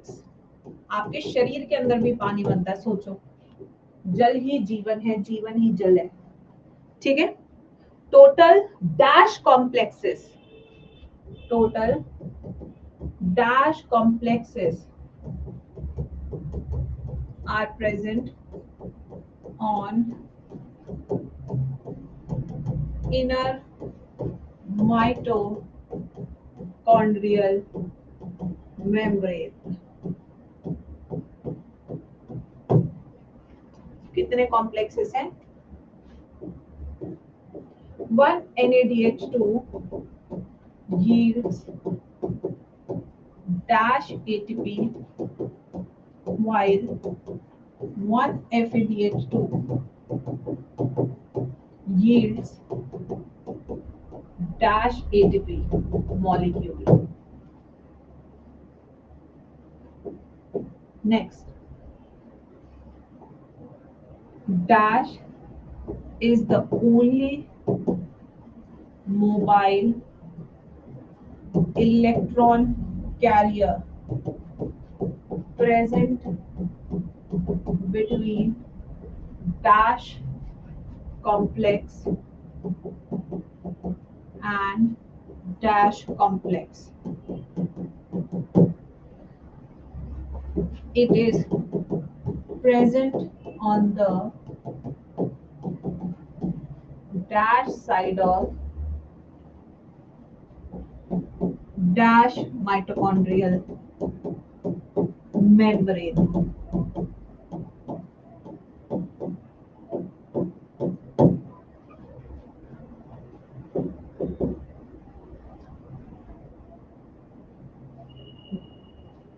Dash enzyme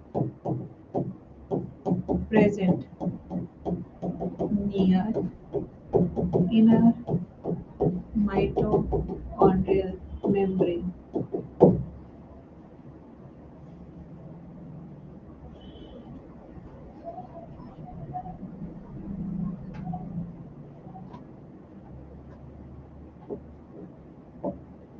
Yes, important points to remember। फिर हम करेंगे amphibolic pathway, respiratory substrate, and फिर हम करेंगे chapter खत्म।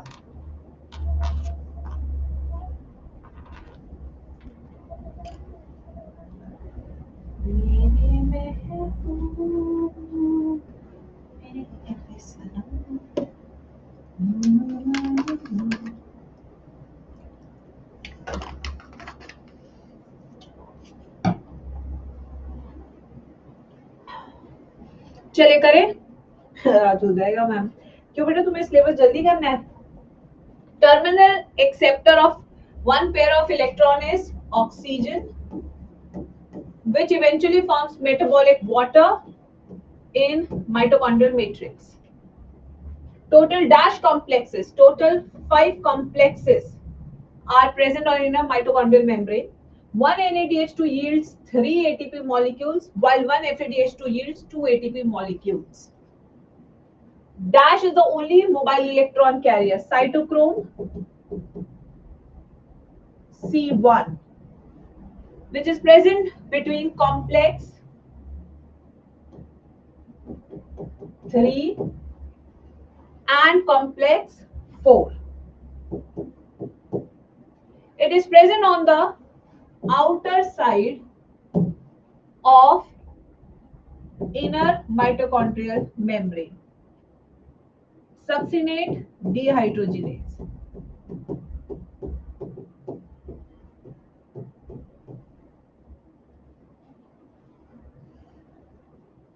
ये वाली लाइन, फोर्थ वाली सबसे इंपॉर्टेंट है, सबसे इंपॉर्टेंट लाइन। लोकेशन में उल्टा कर देगा, inner side of outer membrane, बस ऐसे कर देगा और कुछ नहीं। पूरा सवाल नहीं पूछेगा प्रोसेस से, क्योंकि खुद को समझ नहीं आता एनटीए को।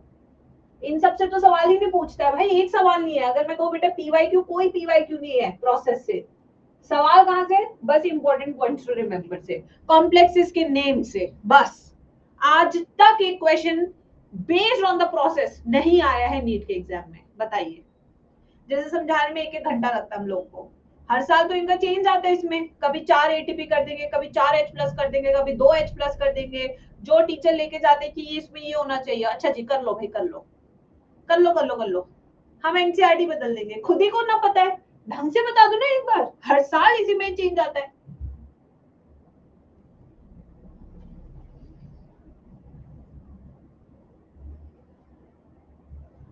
चलिए लिखिए सब बच्चे, अब एम्फीबॉलिक पाथवे करेंगे आज की क्लास में। We will do amphibolic pathway.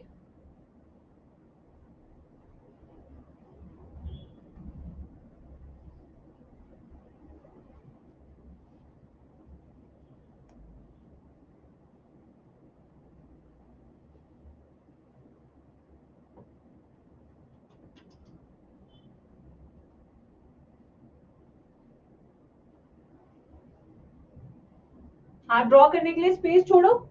और आज का तुम्हारा होमवर्क ही यही होगा, जैसे मैम ने बना के रखा हुआ था ना। सबसे पहले आज तुम्हें स्टेप बाय स्टेप कैसे करना है, पहले ना माइटोकॉन्ड्रियल मेम्ब्रेन बनानी है, कॉम्प्लेक्सेस बनाने एग्जैक्टली जैसे मैम ने बनाया है, एनसीईआरटी के है ये, ठीक है। उसके बाद ऐसे ही इलेक्ट्रॉन मूव करने हैं, 2 साइकिल बनानी है खुद से।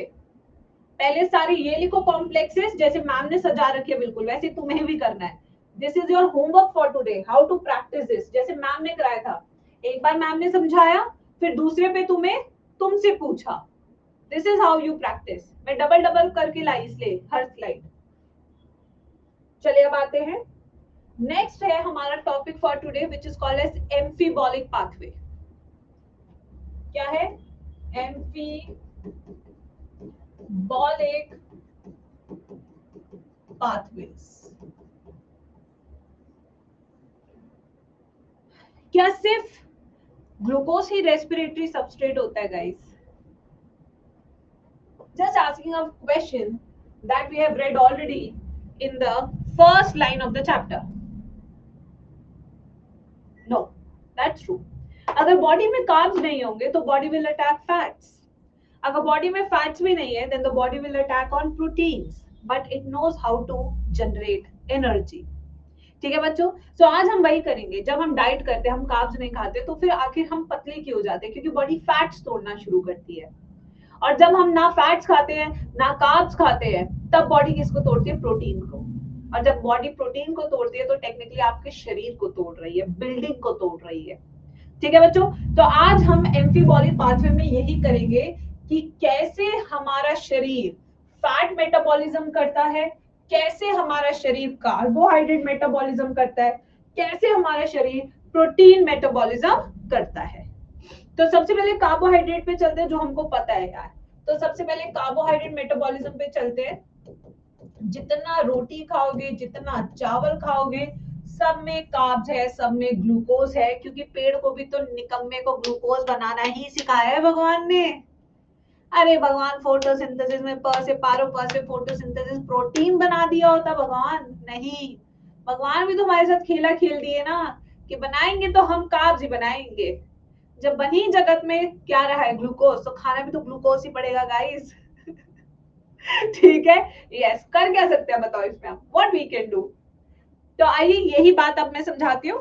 तो कार्बोहाइड्रेट्स में जो प्लांट बनाते हैं सबसे ज्यादा, वो बनाते हैं ग्लूकोज। ठीक है, यस। तो ये हमारा बना ग्लूकोज। ग्लूकोज का होता है ग्लाइकोलाइसिस 10 स्टेप्स का, जिससे बनता है पिरुविक एसिड। क्या बनता है? पिरुविक एसिड। इस पिरुविक एसिड से माइटोकॉन्ड्रिया में क्या बनता है? एसिटाइल कोएंजाइम ए। ये लिंक रिएक्शन है। क्या बन रहा है? एसिटाइल कोएंजाइम ए। और ये हमारा ग्लाइकोलाइसिस। साइटोप्लाज्म। यहाँ तक तो आप बच्चों को क्या ही दिक्कत होगी, पिछले 2 क्लास से यही तो समझा रही हूँ मैं। अगर यहाँ पे भी दिक्कत है तो मैं मारूंगी तुम्हें पकड़ के। अब इसके बाद क्या चलती है, क्रेब साइकिल। ठीक है, अब आते हैं प्रोटीन्स। अब मान लो कि कार्ब्स नहीं खा रहे हैं। जब हम कार्ब्स नहीं खाते हैं तो बॉडी पहले प्रोटीन पे अटैक करती है, फैट्स पे। बॉडी पहले अटैक करती है फैट्स पे, तुम्हारे मोटापे पे। सिंपल सा रूल है वेट लॉस का, जो मैं बिल्कुल फॉलो नहीं करती। तो फैट्स है, फैट्स किससे बने होते हैं बच्चों, फैटी एसिड से और ग्लिसरॉल से। और किससे बनते हैं, ग्लिसरॉल से। इससे बने होते हैं हमारे फैट्स। ये मैं पढ़ा चुकी हूँ बायोमोलिक्यूल्स पे। इन्हीं फैटी एसिड का, इस फैटी एसिड का कन्वर्जन किस में होता है, एसिटाइल कोएंजाइम ए में कन्वर्जन। तो फैटी एसिड से क्या बना, एसिटाइल कोएंजाइम में, फिर उसका क्या होगा, क्रेब्स साइकिल, फिर इलेक्ट्रॉन ट्रांसपोर्ट चेन, फिर पैसा। ठीक है, वहीं पे प से पारो, प से प्रोटीन, प से पिरुविक एसिड। यानी कि हमारे जो प्रोटीन्स होते हैं वो अमीनो एसिड से बने होते हैं। ये अमीनो एसिड किस में बदल जाते हैं, पिरुविक एसिड में। प से पारो, ऐसे याद रखना है। ठीक है, तो अमीनो एसिड किस में कन्वर्ट होते हैं, पिरुविक एसिड में। फिर पिरुविक एसिड से बनता है एसिटाइल कोएंजाइम, एसिटाइल कोएंजाइम में से बनता है क्रेब साइकिल। बस यही होता है, और क्या होता है, यही होता है, यही है मेटाबॉलिक पाथवे। अब यहां से क्वेश्चन आता है, one molecule which is common to all 3 pathways, क्या नाम है उसका, one molecule which is common to all 3 pathways। अब ये पिरुविक एसिड तो कॉमन नहीं है फैट्स में, इन दोनों में कॉमन है, इसमें कॉमन नहीं है, बट इन तीनों में जो कॉमन है वो क्या दिख रहा है, एसिटाइल कोएंजाइम है। ये आपका एक क्वेश्चन है नीट का, this is your question of NEET exam, acetyl coenzyme A.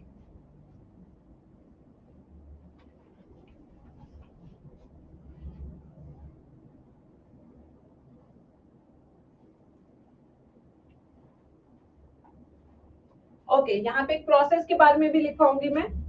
The process is called as gluconeogenesis. क्या होता है gluconeogenesis, formation of glucose from non carbohydrate precursors. यानी कि अमीनो एसिड से ग्लूकोज बनाना या फैटी एसिड से ग्लूकोज बनाना, उस प्रोसेस को कहते हैं gluconeogenesis. Formation of glucose from non carbohydrate precursors. Ma'am 15th August coming, and ma'am ने भी तिरंगा बना दिया। नहीं, मैं गाना गाऊंगी गार्डन में जाके, ये देश है वीर जवानों का, क्योंकि उस दिन सब यूट्यूब के टीचर्स व्हाइट कपड़ा, तिरंगा चुन्नी एंड एक बढ़िया सा माहौल बनाते हैं, पेट्रियोटिक माहौल। यस बच्चों, देश के लिए मर मिटना है, डॉक्टर हमें बनना है, अब नहीं तो फिर कभी नहीं। वो जवान जो हमारे देश के लिए लड़ रहे हैं, वो काम तुम भी कर सकते हो डॉक्टर बनके। यस, देश को जरूरत है सिर्फ तुम्हारी। और फिर गाना पीछे से बजेगा, ये देश है वीर जवानों का। नहीं, ऐसा करना रहता है पेट्रियोटिज्म के लिए, और होना भी चाहिए। हम टीचर्स आपको नहीं सिखाएंगे पेट्रियोटिज्म तो कौन सिखाएगा।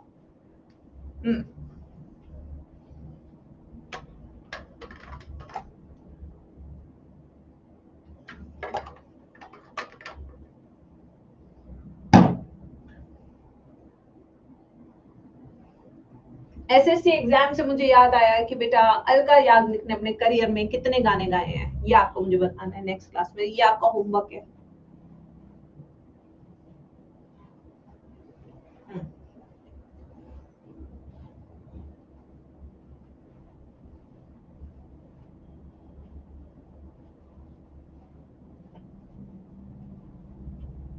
मैम आपको नीतू मैम बाय नेचर कैसी लगेगी, are we into like gossip, are we such friends that we can gossip about teachers here, no.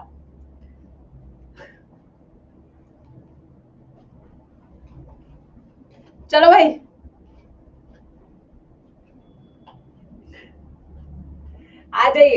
अब आते हैं last topic of the chapter which we call as respiratory question. एक respiratory substrate कितना अच्छा है आपके शरीर के लिए ये पता करेंगे। कैसे पता करेंगे? वॉल्यूम ऑफ CO2 इवॉल्व, कितना CO2 निकाल रहा है और कितना ऑक्सीजन यूज कर रहा है अपने मेटाबॉलिज्म के लिए, that is called RQ value. क्या कहते हैं इसे? RQ value, that is volume of CO2 evolve, कितना CO2 निकाल रहा है ड्यूरिंग मेटाबॉलिज्म। जैसे ग्लूकोज 3 मॉलिक्यूल CO2 निकालता है और यूज भी कितना कर रहा है? 3 मॉलिक्यूल्स ऑफ ऑक्सीजन, ठीक है, divided by volume of oxygen used during metabolic reaction. तो जब हम कार्बोहाइड्रेट्स का करते हैं, अगर हम कार्बोहाइड्रेट्स जैसे ग्लूकोज का RQ वैल्यू देखें तो सेम है, यानी कि 1 आती है। वहीं प्रोटीन्स का अगर हम RQ वैल्यू देखें तो वो क्या आती है बच्चों? हमारी 0.9। वहीं फैट्स की देखें, ट्राइपामिटेट फैट्स की देखें तो वैल्यू आती है 0.7। वहीं ऑर्गेनिक एसिड्स जैसे ऑक्सैलिक एसिड हो गया, ऑक्सैलिक एसिड की देखें या मैलिक एसिड की देखें तो ये वैल्यू काफी ज्यादा भी हो सकती है। जैसे ऑक्सैलिक एसिड की 4 है, मैलिक एसिड की कितनी है? 1.3 है।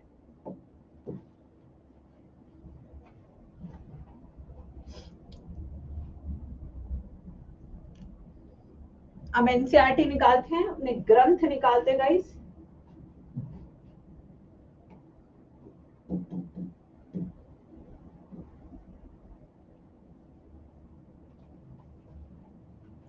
अब ग्रंथ निकाले।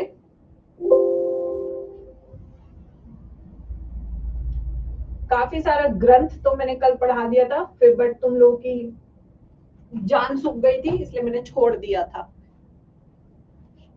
बीच बीच में तुम लोग की जान भी तो सूख जाती है, क्या करूं मैं उसका।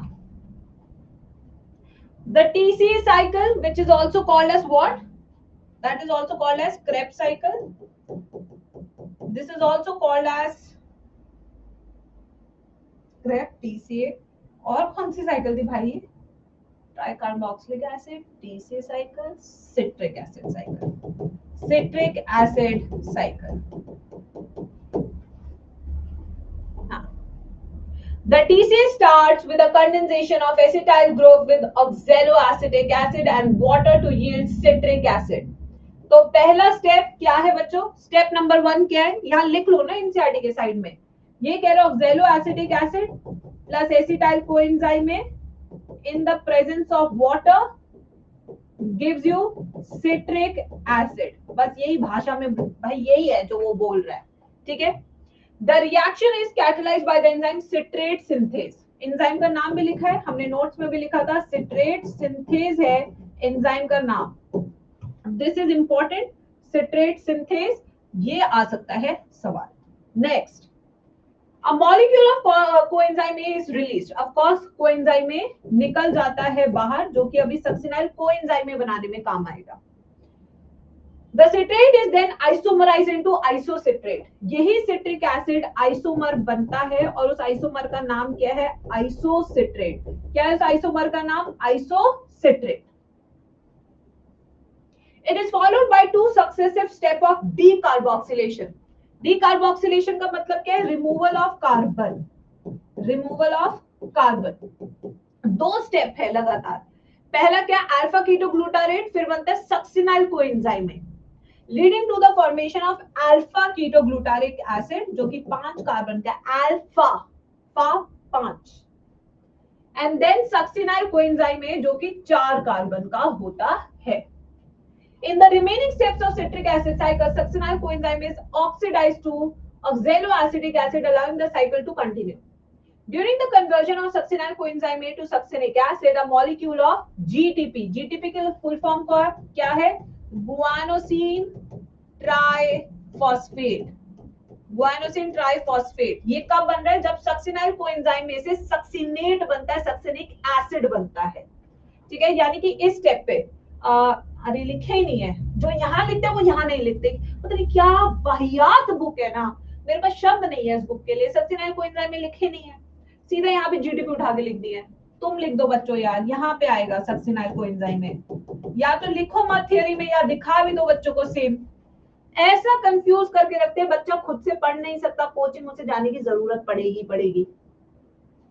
Now this is substrate level phosphorylation. What is substrate level phosphorylation? Direct paisa, direct ATP produced in reaction. In a coupled reaction, GTP is converted to GTP with the simultaneous synthesis of ATP from ADP. Also, there are 3 points in the cycle where NAD plus is reduced to NADH2 and 1 point where FAD plus is reduced to FADH2. तो FAD से FADH2 कब बनता है? During succinate to fumarate reaction. ये कब बनता है? जब हमारा succinate से fumarate बनता है, ठीक है। और 3 NADH2 कब बनते हैं गाइस? ये भी आपको पता होने चाहिए बिल्कुल। पहला NADH2 कब बन रहा है? जब सिट्रेट आइसोसिट्रेट से क्या बन रहा है? अल्फा कीटो ग्लूटारेट, तब NADH2 मिलता है। दूसरा कौन सा है? जब अल्फा कीटो ग्लूटारेट से क्या बन रहा है? Succinyl coenzyme A। फिर तीसरा FM में तो बनता नहीं है, फ्यूमरेट से मेलेट में नहीं बनता है, मेलेट से ऑक्सैलो एसिटिक एसिड में बनता है, मेलेट से ऑक्सैलो एसीटेट। ये 3 रिएक्शन है, ऐसे याद होना चाहिए बिल्कुल। Okay, the continued oxidation of acetyl coenzyme A via TCA cycle requires a continued replenishment of oxaloacetic acid, the first member of the cycle. In addition, it also requires regeneration of NAD plus, FAD plus from NADH, FADH2. The summary equation for this phase of reaction is as follows. लो भाई, ये पूरा है, पूरा का पूरा। ये देखो पिरुविक acid से शुरू किए हैं, महाकुत्ते, कहना नहीं चाहिए, कुत्ते वर्ड यूज कर रही हूँ, बहुत बेशरम है भाई। अब बच्चा कहेगा ऊपर तूने 3 NADH2 लिखा है, यहाँ तू 4 दिखा रहा है। बच्चा देखता है कि भाई यहाँ पे पिरुविक एसिड से शुरू कर रहा है, वो एसिटाइल कोएंजाइम से शुरू करता है। ऐसे वाहियात बुक को कौन समझेगा, तुम बताओ कैसे? भाई क्यों लिंक रिएक्शन इसमें डाल रहे हो जब तुम क्रेब्स साइकिल का टॉपिक पढ़ा रहे हो? बच्चा कहेगा 4 कहां से आ गया, बस ये बता दो। अब बेटा मैं तुम्हें बता रही हूँ पिरुविक एसिड से शुरू हुआ है, तो यहाँ पे लिंक रिएक्शन भी है साथ में। देखो लिंक प्लस क्रेब्स साइकिल का रिएक्शन है ये पूरा, तो इसलिए आप कंफ्यूज मत होना, ठीक है बच्चों? बिल्कुल कंफ्यूज मत होना तुम यहाँ पे। अब आ जाओ next. We have till now seen that glucose has been broken down to release CO2 and 8 molecules of NADH2 and 2 molecules of FADH have been synthesized besides just 2 molecules of ATP in TCA cycle. अरे बाबा, अब बच्चा कहेगा भाई अभी तो 4 था, अभी 8 कहां से आ गया क्रेब्स साइकिल में? ये 8 कैसे आया बेटा? रुको मैं बता देती हूँ मेरे प्यारे बच्चों। ये 8 NADH2 इसलिए कह रहे हैं क्योंकि 2 मॉलिक्यूल्स ऑफ पिरुविक एसिड से शुरू कर रहा है पूरी साइकिल। भाई मैं ही लिख देती हूँ NCERT। अगर आप 2 मॉलिक्यूल्स ऑफ पिरुविक एसिड लोगे तो 2 बार लिंक रिएक्शन होगा, वहां से 2 NADH2 आएगा, ठीक है। और बाकी 6 NADH2 कहां से आएंगे? आपके क्रेब्स साइकिल से, क्योंकि 2 बार एसिटाइल कोएंजाइम की साइकिल चलेगी। मेरा पढ़ाया हो, मुझे लग रहा है कि मैंने क्या पढ़ाया है, मत ही पढ़ो तुम NCERTs में। चलो, you may be wondering why we have been discussing respiration at all. Neither oxygen has come into the picture nor the promised large number of ATP has yet been synthesized. The role of NADH2 and FADH2 that is synthesized. Let us now understand the role of oxygen in respiration. तो मैंने आपको बताया था oxygen का role and में आता है electron transport chain में। भाई इस चैप्टर के NCERT कोई नहीं पढ़ेगा, ये वाला पार्ट कोई नहीं पढ़ेगा NCERT का, सिर्फ कंफ्यूजन और कुछ नहीं है, ठीक है। The following step in the respiratory process are to, अच्छा आप ETS oxidative phosphorylation कर रहे हैं। The respiratory process are to release and utilize energy stored in NADH2 and FADH2 form, यानी कि बड़ी FD छोटी FD। This is accomplished when they are oxidized through electron transport system and the electrons are passed on to oxygen resulting in the formation of H2O. तो आपको पता है electron किसको पास किया जाता है? ऑक्सीजन को, इसलिए इसे क्या कहते हैं? Terminal acceptor of electron to form water. This is a terminal product. तो वाटर क्या है? वाटर है आपका terminal product of electron transport chain. तो अगर क्वेश्चन आएगा टर्मिनल इलेक्ट्रॉन एक्सेप्टर, आंसर जाएगा आपका ऑक्सीजन। अगर क्वेश्चन आएगा टर्मिनल प्रोडक्ट, तब आपका आंसर जाएगा पानी, H2O। The metabolic pathway through which the electron passes from one carrier to another is called electron transport system. It is present in the inner mitochondrial membrane. तो ये पूरे electron transport system कहाँ present होता है? Inner mitochondrial membrane पर। Electrons from NADH, ये देखिए पूरा अभी बनाया है तुम्हारा, ये लो, ये पूरा बनाया है, ये देखो, ये देखो पूरा का पूरा, ठीक है। Now electrons produced in the mitochondrial matrix during citric acid cycle are oxidized by NADH dehydrogenase complex 1. तो complex 1 में बड़ी FD एंटर करेगी या छोटी? जहां पे complex 1 में हमेशा एंटर करती है NADH2, याद रखना हमेशा। And electrons are then transferred to ubiquinone located within the inner membrane. Ubiquinone also receive reducing equivalents via FADH2 complex 2. तो FADH2 हमेशा कहां से एंटर करेगा? आपके कॉम्प्लेक्स नंबर 2 से, जिसका नाम है FADH dehydrogenase. That is generated during oxidation of succinate in the citric acid cycle. The reduced ubiquinone यानी यूबिक्विनॉल, जो reduced ubiquinone होता है तो यूबिक्विनॉल कहते हैं, is then oxidized with the transfer of electron to cytochrome C2 via cytochrome BC1 complex. तो cytochrome C के पास finally आपके पास इलेक्ट्रॉन आएगा और ये होता है आपका मोबाइल इलेक्ट्रॉन कैरियर, जो आपके 3 और 4 के बीच में प्रेजेंट होता है, ठीक है। Cytochrome C is a small protein, देखो ये बड़ी important point. Cytochrome C is a small protein attached to the outer surface of the inner membrane and act as a mobile carrier for the transfer of electron between 3 and 4. Same line लिखी हमने, BC1 में C1 है ना, cytochrome C1, same line लिखी हमने। Complex 4 refers to cytochrome C oxidase complex containing cytochromes and A1 से A3 and 2 copper centers. ये complex 4 हो गया। Now when the electron pass from carrier to another via 1 to 4 in the ETC, they are coupled to ATP synthase जो complex 5 है, for the production of ATP and ADP and inorganic phosphate. The number of ATP, now this is important, the number of ATP molecule synthesized depends on the nature of the electron donor. कितना ATP बनेगा? That depends on the donor. NADH2 है तो 3 ATP, FADH2 है तो 2 ATP, ठीक है। Oxidation of one molecule of NADH2 give rise to 3 molecules of ATP, while that of one FADH2 give 2 molecules of ATP. Notes में आपको दिख जाएगी ये लाइन भी। Although the aerobic process of respiration takes place only in the presence of oxygen, the role of oxygen is limited to the terminal stage process. Terminal में काम आएगा oxygen. The presence of oxygen is vital since it drives the whole process by removing hydrogen from the system. Oxygen acts as a final hydrogen acceptor. Unlike photophosphorylation, where it is a light energy that is utilized for the production of proton gradient required for phosphorylation and respiration, it is the energy of oxidation reduction utilized for the same process. It is for this reason the process is called oxidative phosphorylation, ना कि photophosphorylation. क्योंकि photosynthesis में sunlight use हो रही थी, यहाँ पे oxidation और रिडक्शन यूज हो रहा है, ठीक है। Now you have already studied about the mechanism of membrane linked ATP synthesis as explained by chemiosmotic theory. As mentioned earlier, the energy released during the electron transport system is synthesizing ATP with the help of ATP synthase complex number 5. इसमें दो pieces आपको दिख रहे हैं, F1 and F0. F1 head piece is a peripheral membrane protein and F0 है हमारा trans membrane protein, ये integral membrane protein है। 4H plus passes through F0 from the intermembrane space matrix down the electron proton gradient. यहाँ पे 4 case साल NCERT में। ठीक है,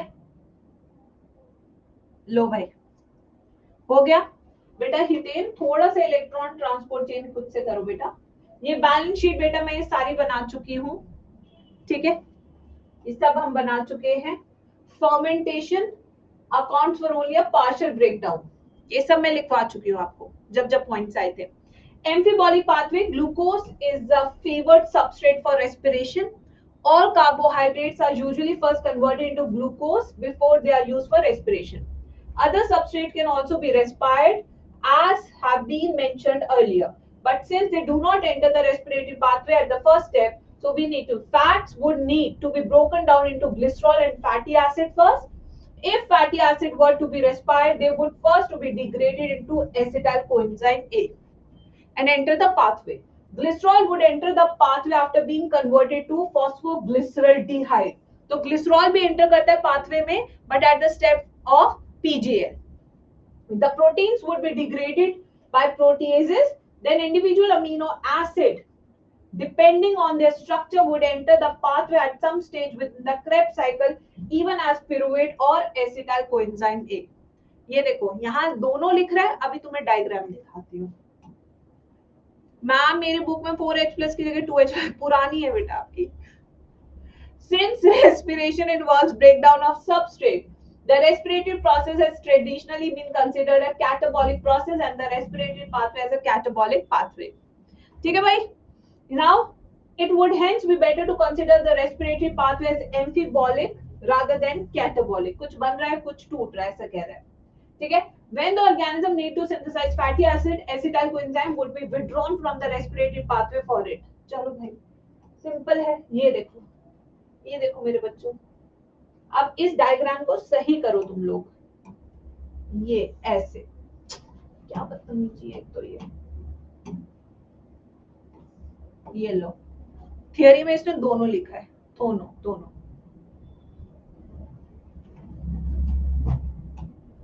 Respiratory question, volume of CO2 evolved, volume of O2 consumed. For carbohydrates, the RQ value will be 1 because the equal amount of CO2 will be evolved and oxygen will be used. Tripalmitin value 0.7, carbs की है 1 and proteins की है 0.9. Chapter है finish, खत्म chapter।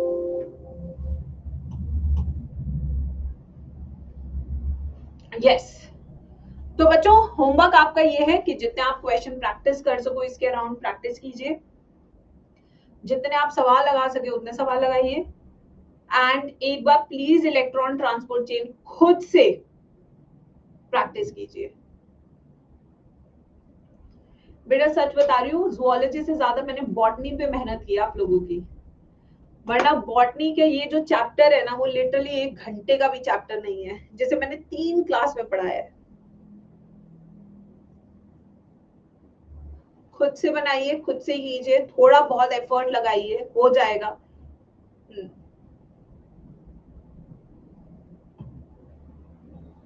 ठीक है चलो। अरे ETC बहुत सिंपल है, आज लिखकर एक बार प्रैक्टिस तो करो। जितनी क्लास में मैं डबल प्रैक्टिस करा सकती थी वो मैंने करा दी, बट थोड़ी तो प्रैक्टिस करो बच्चे। कल हम नया चैप्टर शुरू करेंगे, प्लांट ग्रोथ वाला एंड हार्मोन्स वाला। वो तो और भी गंदा चैप्टर है भाई, वो सबसे थर्ड क्लास चैप्टर पूरी बायो का, मुझे ही नहीं पसंद वो चैप्टर। सोचो बस थियरी थियरी थियरी थियरी, तो उसमें कुछ है भी। और माइनर टेस्ट में बायोमोलिक्यूल्स आएगा, बायोमोलिक्यूल्स।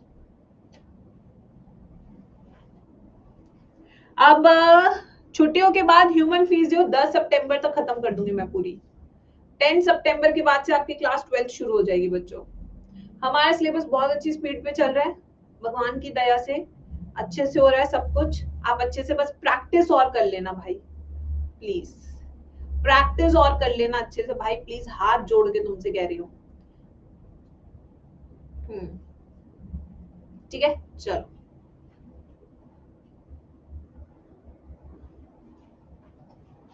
Bye, take care.